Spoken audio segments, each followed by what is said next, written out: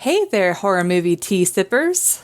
The following podcast episode will contain spoilers for the movie we are about to review. If you have not seen the movie and do not wish to have anything ruined prematurely, please do not continue to watch or listen until you have seen the movie. And welcome to the Horror Movie Tea Podcast.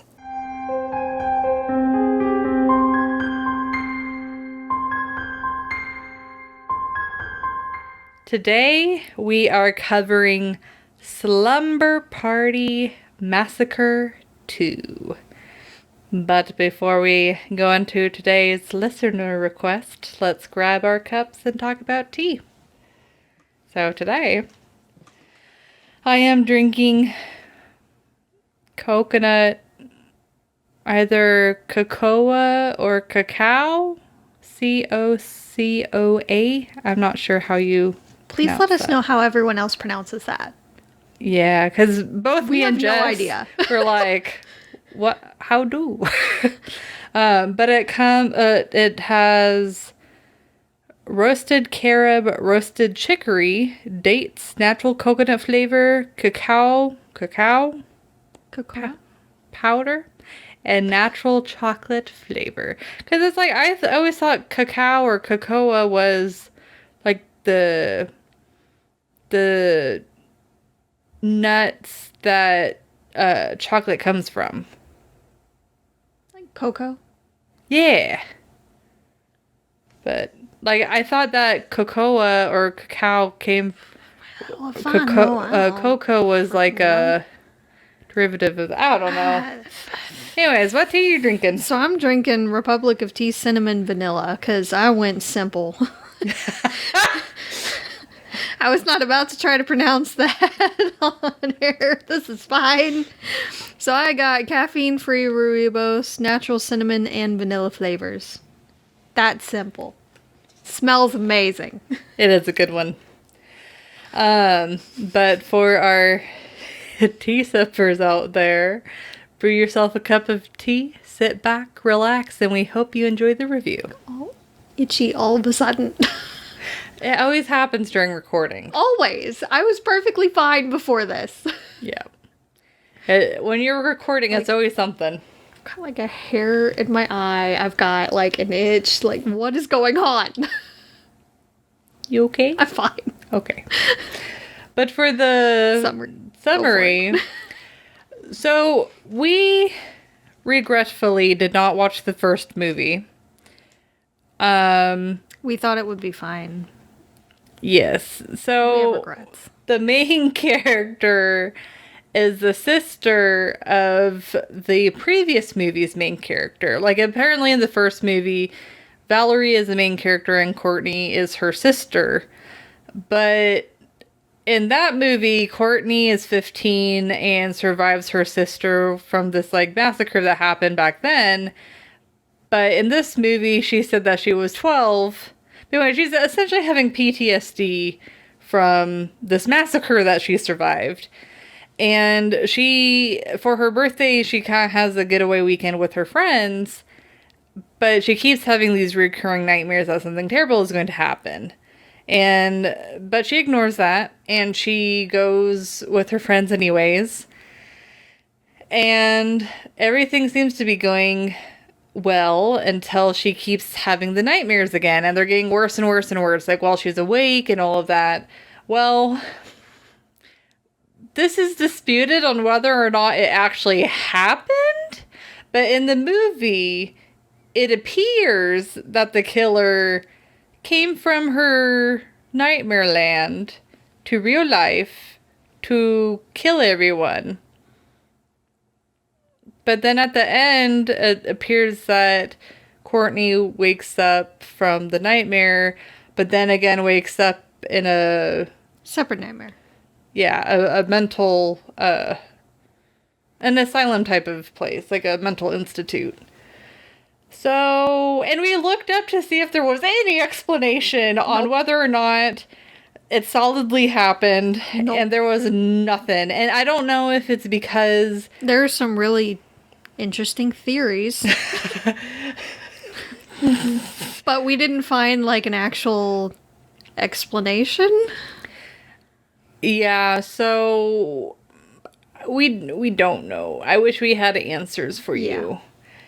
At least I would like to think that she dreamt it all and then ended up waking up in a mental institute because she had envisioned that, and they're like, oh no, she really does need help.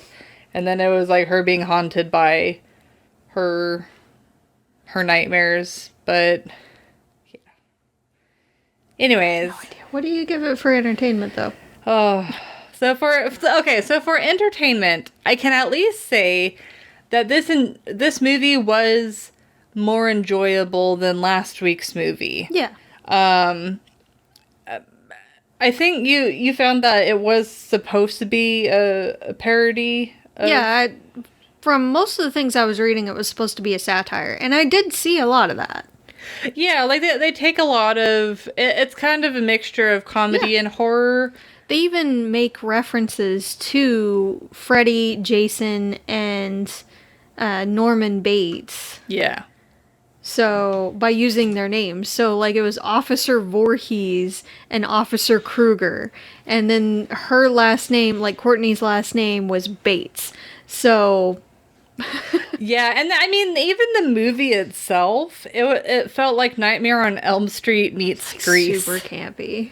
Like, yeah, it was like... Super campy.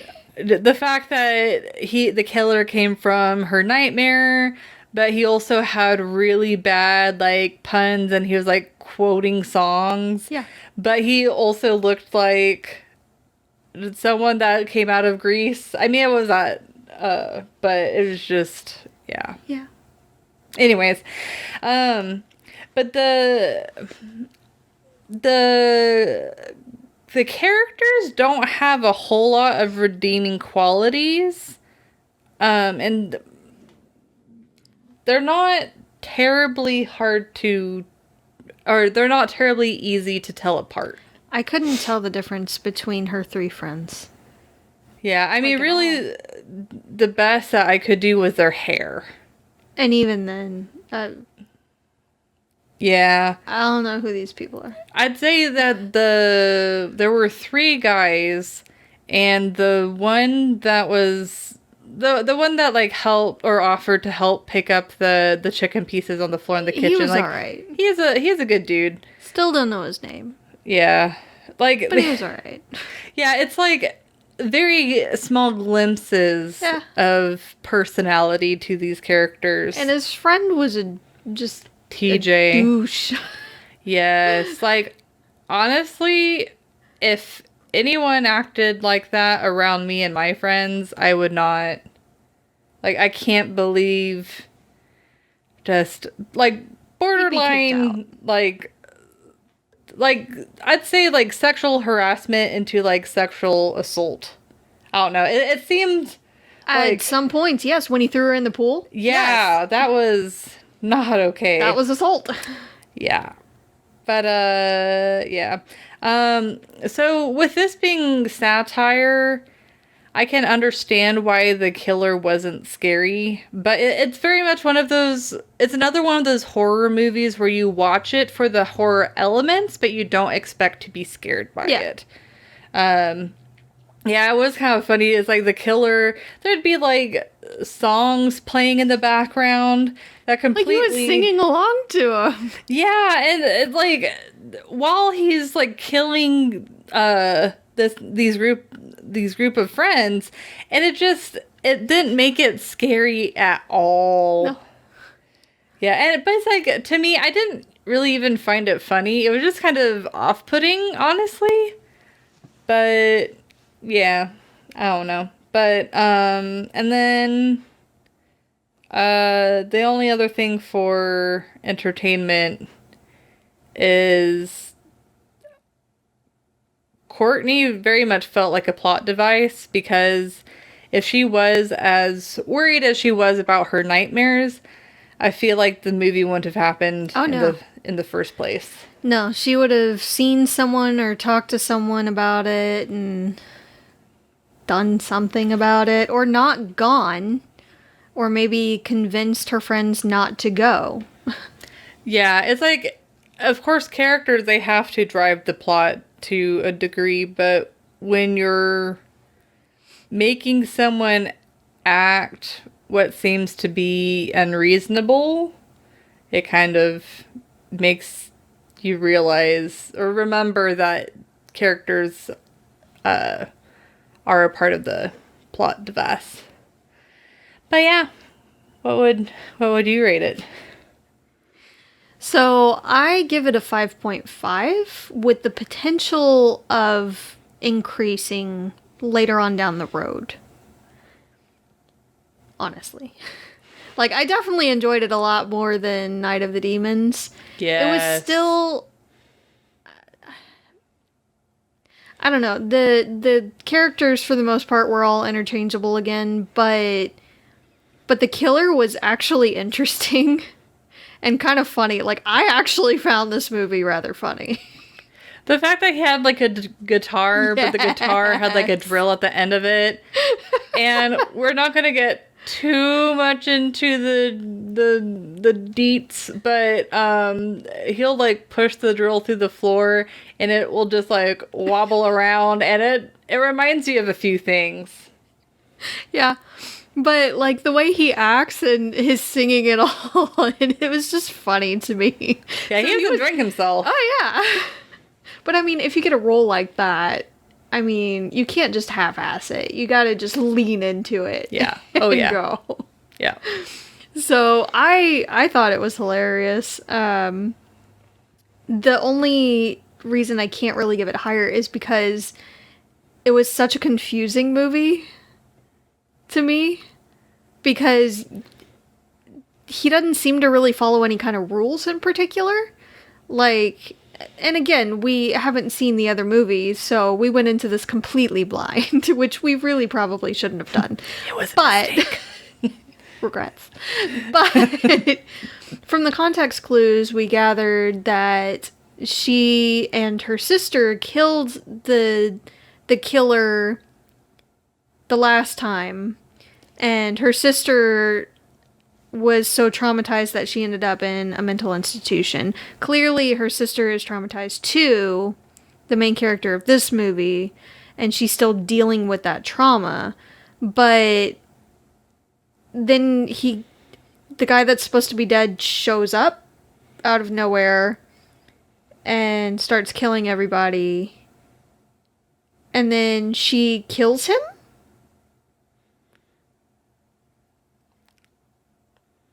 Death by fire.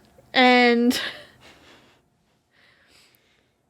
but then it's still kind of in her head. So if she somehow manifested it, does it mean that he has the potential of coming back over and over again until she's completely dealt with it? Or was it all in her head? Or is it done and over with and she's just traumatized again? So it's a little confusing. Yeah, it's a brain fuck. A little bit. But other than that, if you don't like try to read really deep into it and just watch it to enjoy it, it's an enjoyable movie, and I'll probably watch it again. I'll watch the first one beforehand. Yeah. This time, but I'll probably watch it again.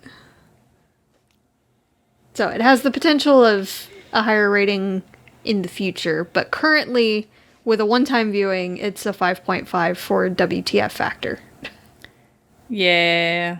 I am hoping that we will eventually cover the first and the third movie. Yeah. Yeah. I'd definitely be open to that. Yeah. If anyone wants to recommend it. Yeah. Maybe we'll push it through a little bit quicker.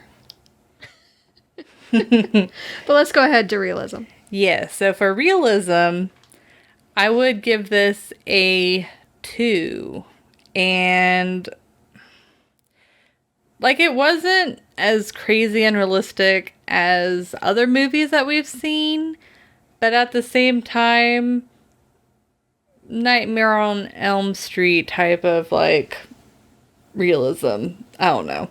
But like, one of the things I wrote down was the weird drunk pillow fight that the girls Yes. had. I'm sorry, and it's interesting because the movie was written and directed by a female, and it just seems like a very like cliche thing to have a bunch of girls be like, oh, we're gonna have a slumber party and we're gonna hit each other and we'll be naked and murmur.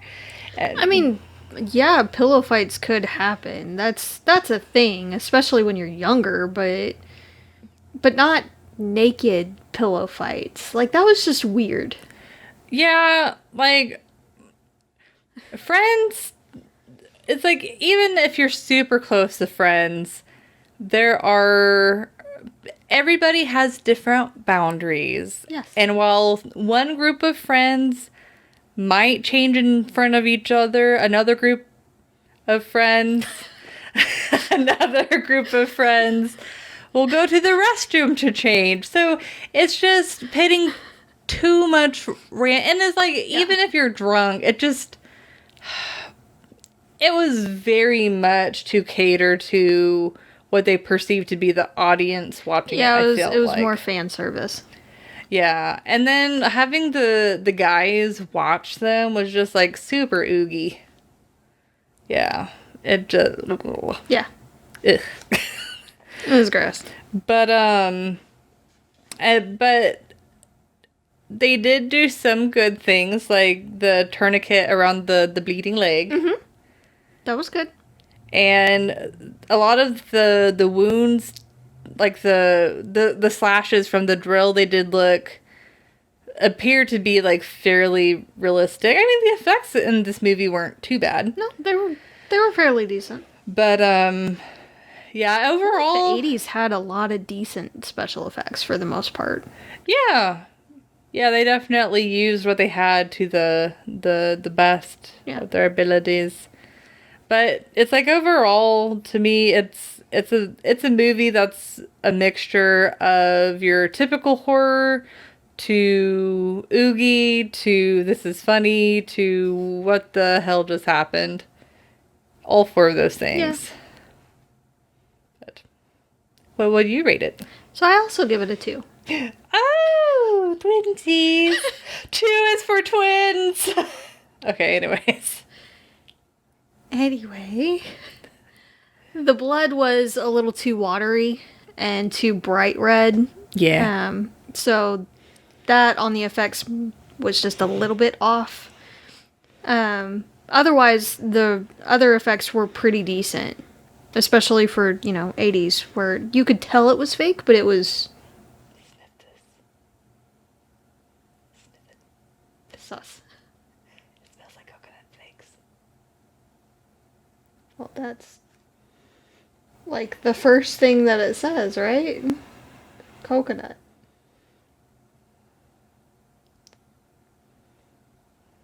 I just wasn't expecting it to Enjoy your tea.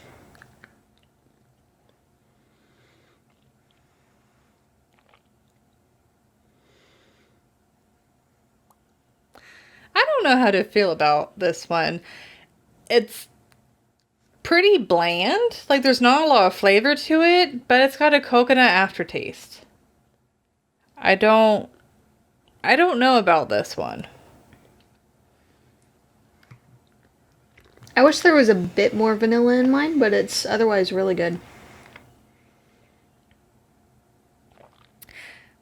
Yeah, it's like, it tastes like non-bitter black tea with like coconut aftertaste. Like it's very bland. I don't know. It had like chicory and stuff in it. I don't know why it's so bland. I don't know. Maybe your palate isn't sophisticated enough. But I've had other teas that are better. It just looks like you were rethinking your life choices. So the blood's a bit too bright red and watery. Otherwise, the effects are decent. The police officers, again, I know it's a satire movie and all, but it almost made it look like they had only 2 cops in the whole town. Like, when they called, they got them directly, which didn't make that much sense. Because they should be in their cars, like, patrolling or responding to other calls, and it would be, like, someone else answering the phone to respond. Especially at that time. Yeah. Yeah. But whatever, and they're just not going to respond at all. Even to give them a citation, a fine, anything like that. No, they're just, don't call here again. Okay. And then her next move is to then chunk the phone across the room and shatter it. That's a good idea. That's a good one. I would have kept calling. Because eventually they're going to get so annoyed that they're going to come out there. Just say it. True. If nothing else to find you. And at that point, hey, while you're here, bad guy, right there. Death all over. You mind helping now? But, you know, whatever. I do like that when the killer does actually show up and they realize that she's not just bullshitting them, that they run. Like, one dude tries to play hero and, I guess, give the others time to get away or take them on and throw them out or whatever, but when he gets hurt in the leg, he does get a tourniquet on it, which does help, and they keep going. Like, they try to flag down a car. The car's a jerk. Person driving the car, rather, is a jerk. And cars are not inherently jerks. And they keep going when the car doesn't stop. So, and they try to find someone to help. Again, the killer doesn't seem to follow any set of rules, so he just kind of appears where it's convenient and ends up killing them. But they tried. They do try. I do wish that the chick that got hurt in the arm tried to tie something on there to kind of stem the flow of the blood, because she would have been bleeding more than she actually did. But that's neither here nor there. I do kind of take issue, though, when Courtney and her remaining friend get out of the house and then start running through, like, a house that's being built. And they choose, like, the least convenient ways to go half the time. Ways that don't make sense. And they don't just keep going. Like, they keep trying to hide in a house that you can see mostly through everything. Yeah, the house doesn't have walls yet. No, there's no walls yet. Yeah, wood. It's just the beams. It's just the framing of the house at this point. With just a little bit of plywood floors for, like, the top floor. So, you're gonna find very, very little visual cover. And, like, no actual cover. So, especially with a guy with a giant drill for a weapon, that's kind of one of the worst places to go. Yeah. And then they decide to try to hide there. So, it just... Drills are wood's weakness. A little bit. So... They rolled a 1 and he rolled a 10. Yeah, it just didn't make that much sense. So, whatever. Now, when she sets him on fire, to be fair, he did actually ask for it. But I'm wondering how the police got over there afterwards, because she was not in a very good state of mind after all the death. So who called them? Or did they just decide, you know what, screw it, we'll go ahead and look at what all's going on, and then saw the death in the condo and decided to figure out where the hell everybody went, everybody else? Or if it was morning by the time the owner of the house that the first two ran to opened the door or opened the garage door and noticed a dead kid there and called them. Yeah. Either way, it doesn't really make that much sense.